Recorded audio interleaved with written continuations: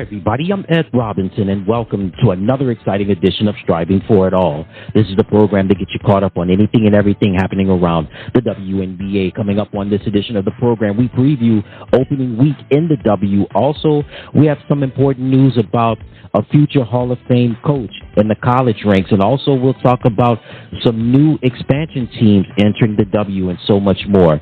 Stay tuned. It's going to be a fun show, so sit back, relax, and enjoy the program.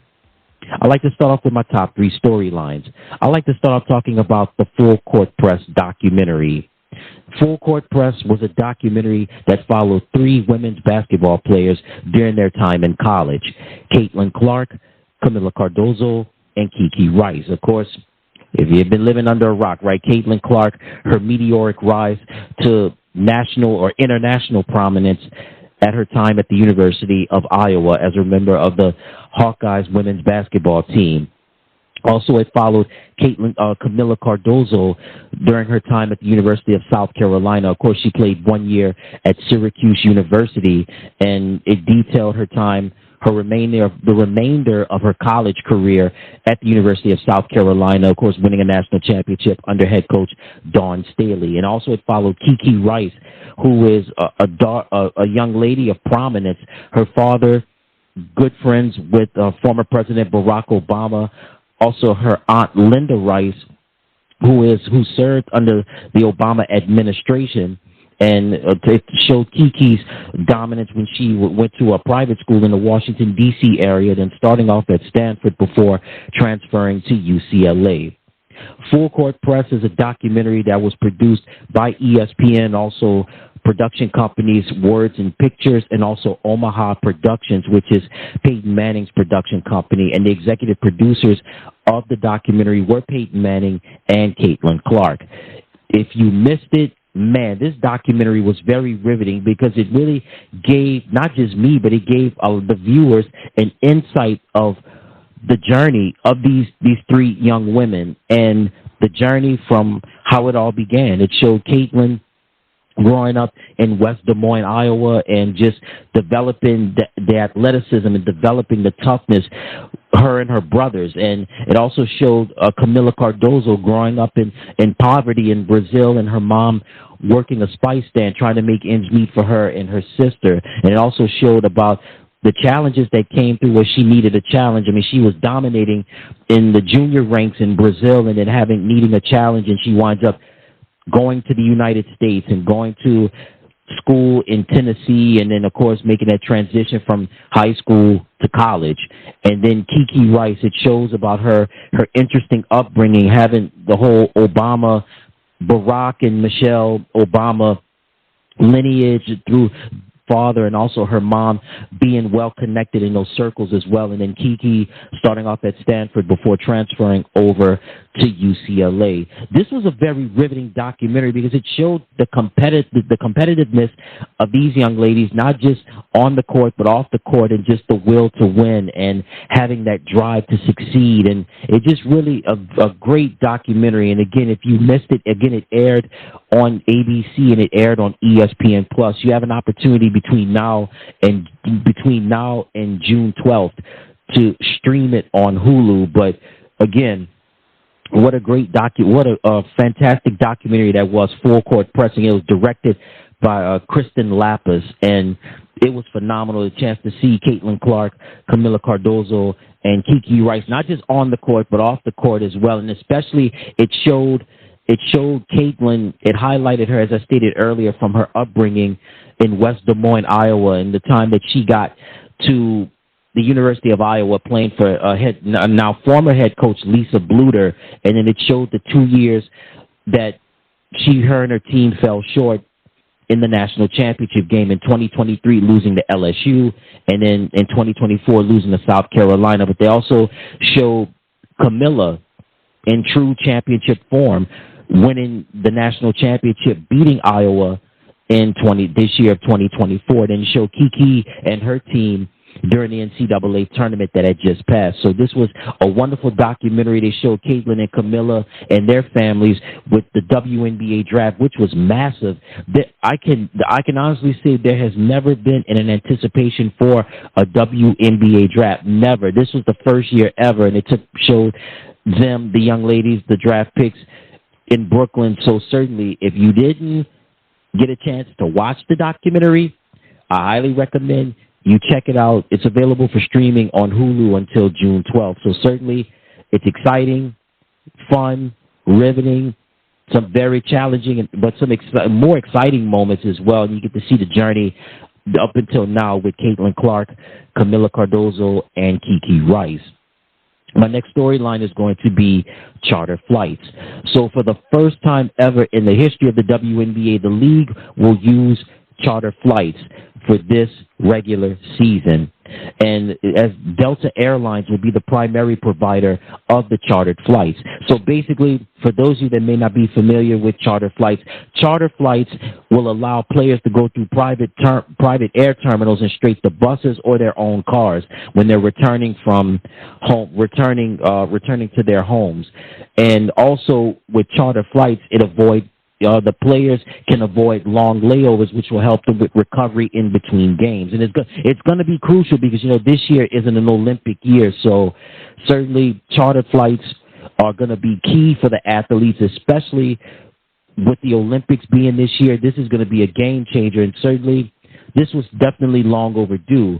The league didn't have the economic means to pay for charter flights, but that's changed. And I hate to say this, but it's a little bit of the Caitlin Clark effect. Not just the Caitlin Clark effect, but also, most importantly, a lot of the other players that are in her draft class, like a Cameron Brink, like a Kamilla Cardoso, like an Angel Reese, like a Rickea Jackson, and the list goes on. So, again, the travel has gotten better, and it's going to get better starting this year. And again, Delta Airlines is the primary provider of the charter flights. It is definitely long overdue because, again, with charter flights, players don't have to have long layovers, especially if they're dealing with nagging injuries. The recovery makes a big difference, and it could be taxing if you're traveling from West Coast to East Coast and vice versa. So this is good. This is going to be big, and the commissioner, Kathy Engelbert, saying that it's going to be a step in the right direction. It is going to be a step in the right direction, but now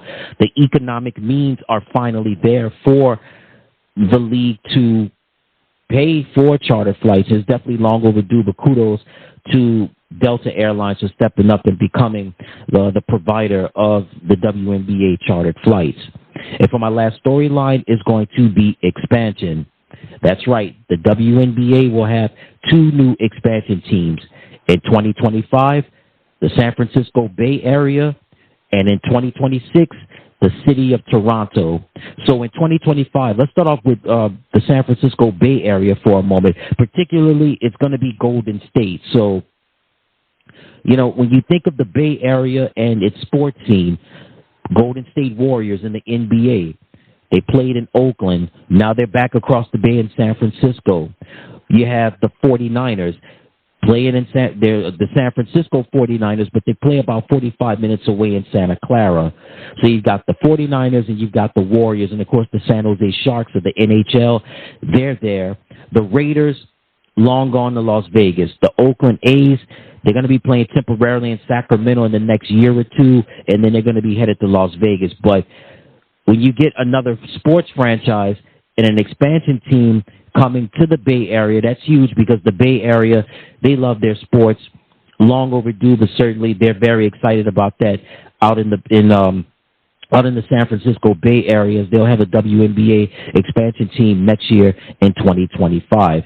And in Toronto, you know about Toronto, right? Toronto's a sports city with the NHL, the Toronto Maple Leafs, Major League Baseball with the Toronto Blue Jays. But the NBA has really been a strong force in Toronto, since the mid-'90s, since the franchise arrived in 1995. And, of course, we know about Vince Carter, and with the Vince Carter effect, it helped more, not just young people in Toronto, but more Canadians pick up the game of basketball. And certainly that presence is continued to be felt with the Raptors, of course, winning the NBA championship in 2019, and now in 2026. The WNBA will welcome the Toronto expansion team in 2026. So the Toronto team is going to be the first WNBA team outside the United States. It's going to be owned by Kilmer Sports Incorporated, and it's headed by Toronto billionaire Larry Tannenbaum. Tannenbaum is the minority owner and chairman of Maple Leaf Sports and Entertainment. That's the company that owns the Toronto Maple Leafs and the Toronto Raptors and other teams. So that's going to be big because now, again, we're seeing the economic effects starting to look fruitful for the WNBA. Now, the San Francisco Bay Area will be a part of the WNBA in 2025, and then you add Toronto in 2026. So Kathy Engelbert, the commissioner of the league, is saying that they're looking to get more teams on board, more cities to get on board. Philadelphia, Denver, Nashville, the South Florida region, possibility they could get in for future expansion of the league. So this would be fun. This would be interesting. It goes that the WNBA is the trajectory is starting to go up slowly but surely, and hopefully they can keep it that way. The last time the WNBA was in Toronto, they played a preseason game last year at the Scotiabank Arena where the Toronto Rap played. It was a sellout crowd for a preseason game between the Chicago Sky and the Minnesota Lynx.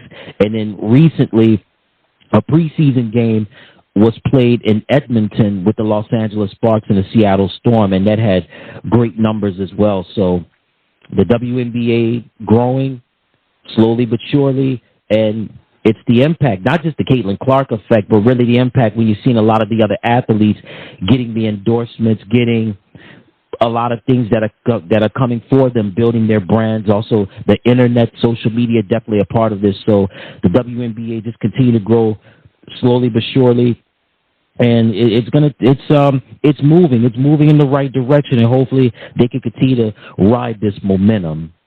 So that takes care of my top three storylines. Some more news to pass along to you. Kamilla Cardoso, I mentioned her name earlier, being featured in the Full Press documentary. Well, she's going to be out for at least a month. She's going to miss 4 to 6 weeks with a shoulder injury, and it's going to be tough. It's going to be tough. I mean, Chicago, a lot of expectations for them, her and Angel Reese, and then also, too, the new head coach of the Chicago Sky, Teresa Weatherspoon.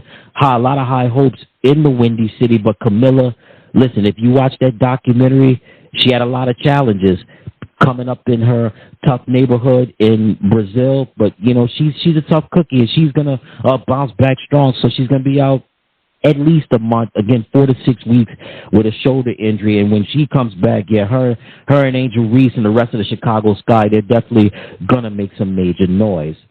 And speaking of Angel Reese, you know, Angel, not only is she continuing to build her brand on the court, she's also building her brand off the court as well. She is going to be the face, the spokesperson for Good American. Of course, Good American is a company that specializes in denim jeans, and Angel is going to be the face of the Tall Girl approved denim collection, and that's huge because Angel Reese, not only is she getting it done on the court, but she's also getting it done off the court as well. She's had countless and continue to get countless endorsement deals.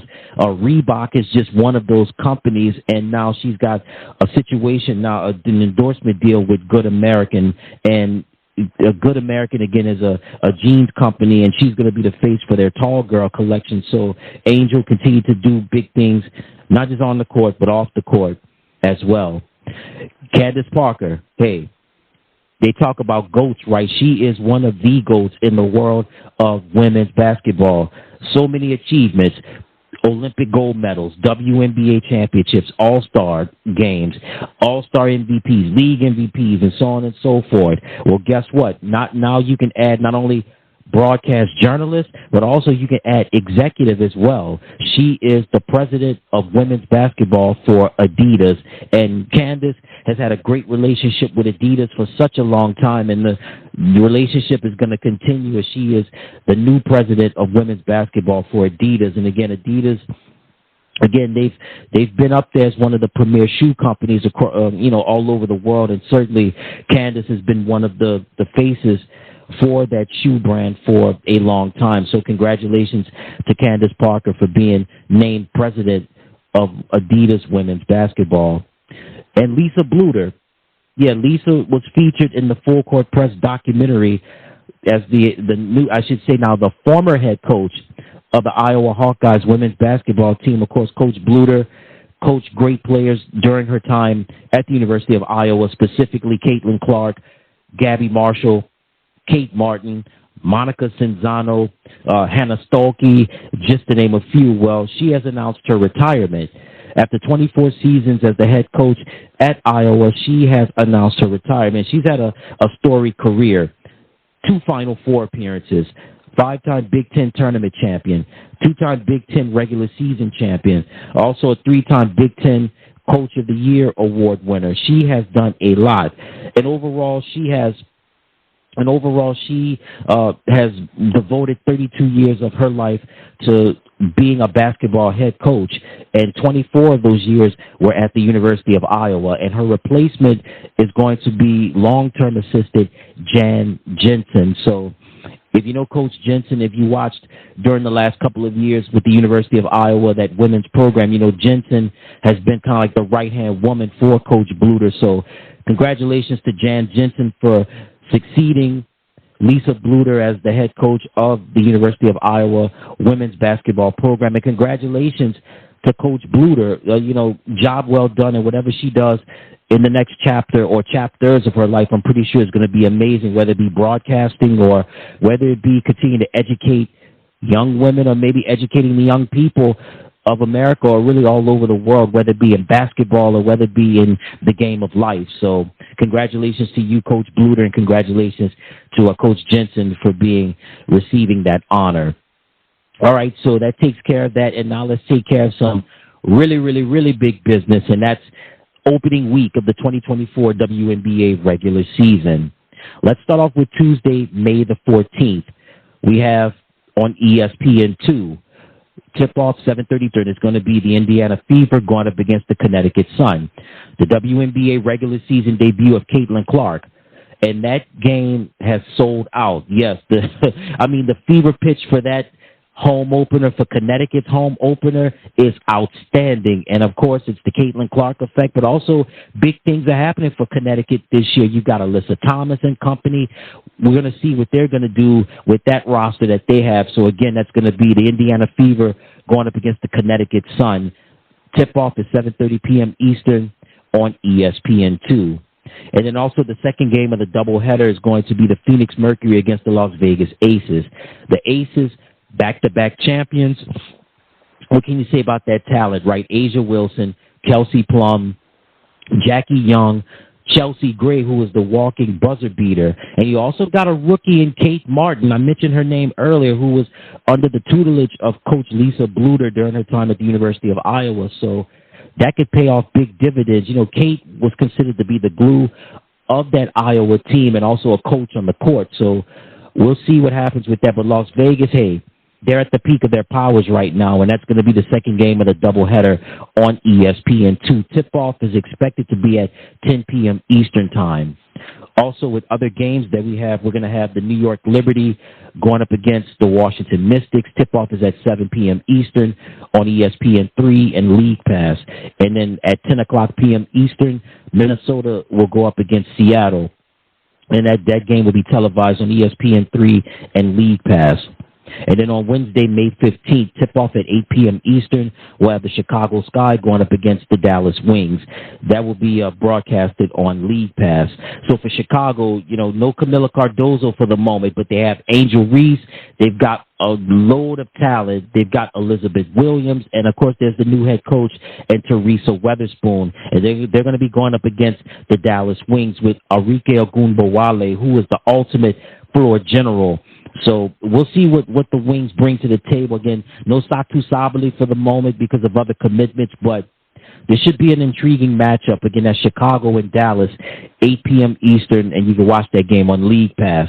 And then at 10 p.m. Eastern on League Pass, the Atlanta Dream will go up against the Los Angeles Sparks. Thursday, May 16th, we have the New York Liberty going up against the Indiana Fever. Tip-off is at 7 p.m. Eastern, and you can watch that game on Amazon Prime Video. So with the Liberty, Sabrina Ionescu, Benijah Laney, Brianna Stewart, Jonquel Jones. What more can you say? What more can you say about New York? They were in the WNBA championship last year. They fell short to the Aces. They're looking to get back to that mountaintop. And as for the Indiana Fever, the home opener. This is the home opener for Caitlin Clark, and certainly is going to be a fever pitch unlike any other in downtown Indianapolis. So Thursday, May 16th, tip-off is at 7 p.m. Eastern with the New York Liberty and the Indiana Fever, and you can watch that game on Amazon Prime Video. Friday, May 17th is going to be a doubleheader on Ion and League Pass. Tip-off at 7:30 p.m. Eastern with the Washington Mystics against the Connecticut Sun, and then followed by the Seattle Storm against the Minnesota Lynx. Saturday, May 18th, tip-off at 1 p.m. Eastern. You can watch that game on ABC with the Indiana Fever going up against the New York Liberty. So Caitlin Clark's first ever WNBA game in the Big Apple, well, Brooklyn to be exact, at the Barclays Center. That should be a fun one. I know all the stars are going to be out for that one. And then also a doubleheader on ABC followed by the Los Angeles Sparks and the Las Vegas Aces. So the Aces hoping to continue their championship ways. As for the Los Angeles Sparks, Rakia Jackson, Cameron Brink, and that great talent that the Sparks have. We'll see what they can bring to the table with that. And then also being broadcasted, actually, there's going to be a doubleheader with a tip-off at 8 p.m. Eastern on NBA TV and League Pass with the Chicago Sky and the Dallas Wings, and then followed by the Atlanta Dream and the Phoenix Mercury. And then on Sunday, May the 19th, tip-off is at 3 p.m. Eastern on League Pass with the Seattle Storm going up against the Washington Mystics. This could be a big year for Seattle. I think Seattle's going to have a comeback year this year. Ezzy Magbogor, a defender on top of a defender. Led the league in block shots last year. One of the premier defenders in the league in a solid inside game as well. And Jewel Lloyd. What more can you say about the Gold Mamba, right? Jewel always in rare form, always in top form. And then with the additions of Skylar Diggins-Smith and Nneka Ogwumike, this could be big for head coach Noel Quinn, who was rewarded with a contract extension in the offseason. So this could be a big comeback year for the Seattle Storm as they'll be on the East Coast taking on the Washington Mystics. And again, tip-off is going to be at 3 p.m. Eastern. At 3 p.m. Eastern, and you can watch the game on League Pass. So certainly this is big. This is going to be some big games coming up in the W. And also on Monday, May the 20th, there's going to be Connecticut. The tip-off is at 7 p.m. for the Connecticut Sun going up against the Indiana Fever, and that game will be on ESPN. And then also on ESPN3 and League Pass, it'll be the Seattle Storm going up against the New York Liberty.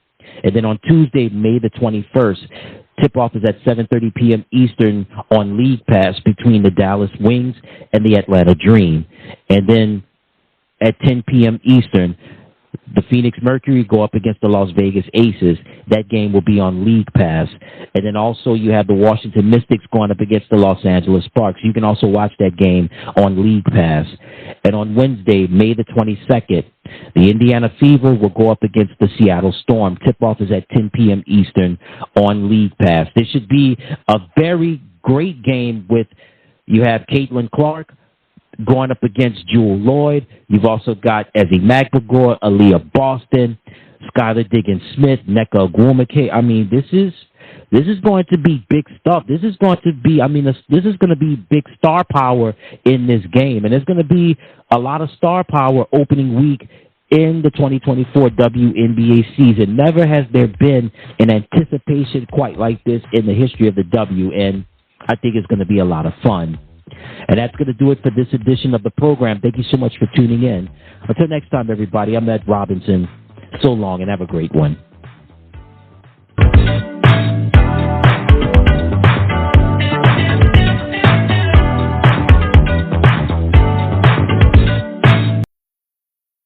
Hey everybody, thank you so much for tuning into the channel. Remember to click like, share, and subscribe. And thank you for watching.